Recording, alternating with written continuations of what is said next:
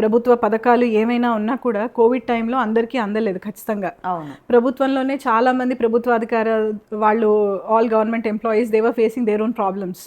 వాళ్ళకి కోవిడ్ వచ్చి వాళ్ళు they were not able to come to office, ఇట్లా చాలా జరిగింది కదా. సో ఒకళ్ళు ఆదుకుంటారు అని వెయిట్ చేయడం కన్నా రేపటి గురించి మనం ప్రిపేర్ అయిపోవడం చాలా మంచిది అని మేబీ లాస్ట్ 5 yearsలో నేర్పించగలిగాము.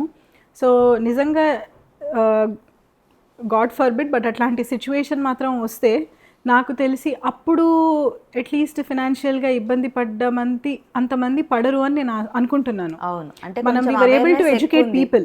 బాగుపడకుండా ముందర జరిగిన మిస్టేక్ మళ్ళీ రిపీట్ చేస్తే అది మన మూర్ఖత్వం.